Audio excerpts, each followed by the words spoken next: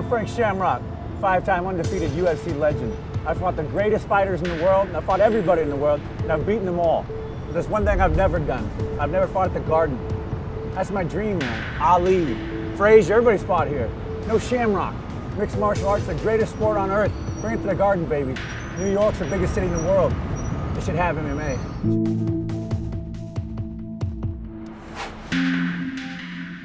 My name is Miguel Angel Torres. I'm a bantamweight fighter for the WEC. I'm considered one of the best off-law fighters in the world. I'm here for the legalization of MMA in New York. My name is Ariel Halwani, mixed martial arts reporter. The reason I love MMA so much is because I love the big fight atmosphere. I love talking to the fighters before the fights, after the fights, breaking it down, seeing what they go through. So I just want to ask you, you're here in New York, obviously, the state of New York, one of the few states that doesn't allow mixed martial arts. Do you feel a little slighted being here? And you don't have any tattoos. No tattoos, and a lot of people I know in MMA don't have tattoos Well, as well. 90% of the people in the audience wear tattoos. Especially New York, a part of the country that is not so familiar with MMA just yet. You know, I think the world is warming up to MMA. I love talking to the fans about the sport. You know, there's nothing like Saturday night when there's a big MMA fight, and I'm so blessed to be a part of it.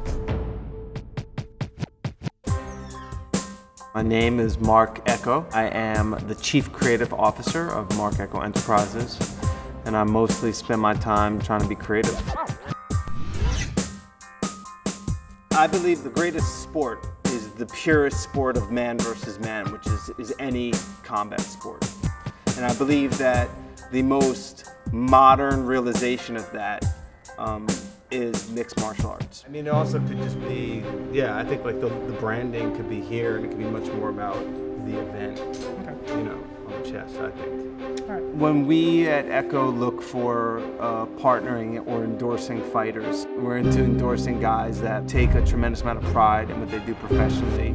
Fearlessness, a certain amount of love for the purity of what they do is really important, and it should be easy to work with. You knew the crowd would be here for Live and Good, the unbeaten pride of East Harlem, New York, originally from Puerto Rico.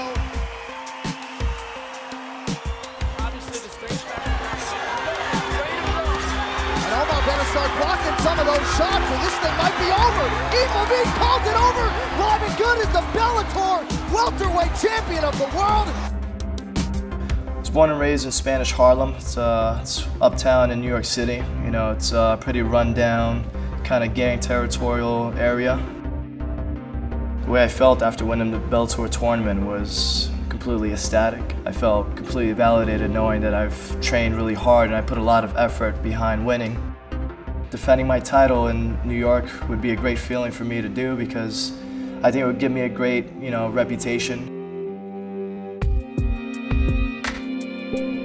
I'm Patrick Cote, I'm a UFC fighter, and we're in Montreal now. I was a boxer before, and after that I found MMA and I fell in love with that, so that's why I'm in MMA right now. Actually in Canada, the people understand more and more every day the sport. There are still places that it's still illegal, like in Ontario, but you know, we are very confident that MMA will be legal everywhere in Canada.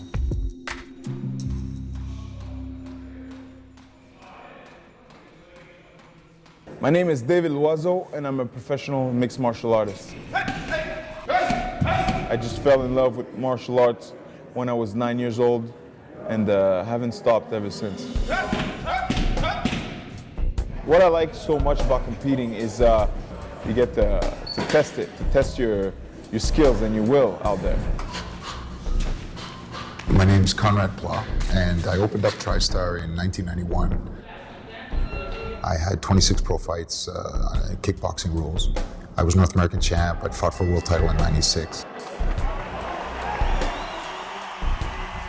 The Athletic Commission of Ontario seems very, very conservative and not moving on anything. The only thing they really allow is boxing. But they're falling behind the times. I mean, nowadays it's everywhere. It's one of the fastest growing sports. And it's a pity that Toronto and Ottawa and all these places that could have shows aren't allowed. El referee, Yves Levine.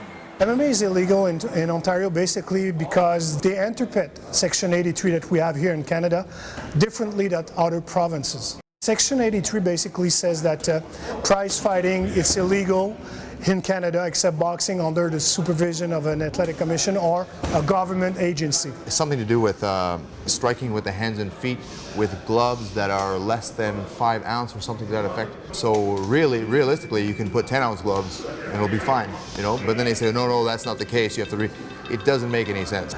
Basically what we did to legalize that here in Quebec, we incorporate the term box into the name of the sport, the new sport. So we call it mixed boxing.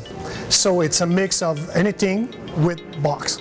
So basically that's how we did it, because we were the first one basically to legalize the sports here in Canada.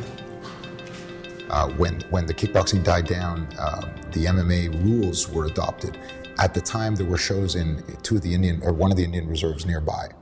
And I think the government realized that if it wasn't going to be done legally here, it was going to be done semi-legally there.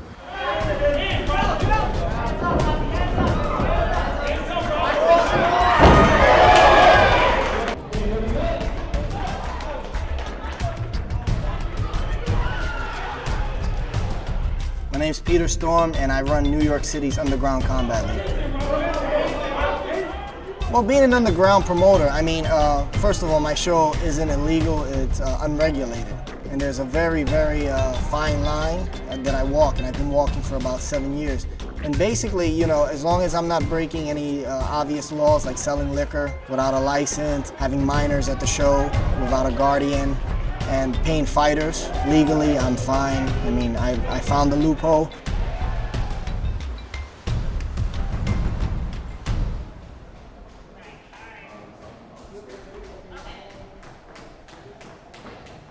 My name is Matt Too Smooth Godfrey. I'm the current NABF Cruiserweight Champion and currently #2 in the world by the IBF.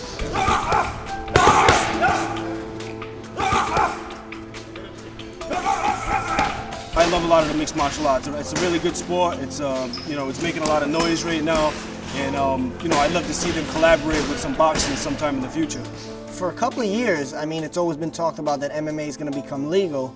The reason it hasn't is because the people who were in charge at the Athletic Commission, they were very old school.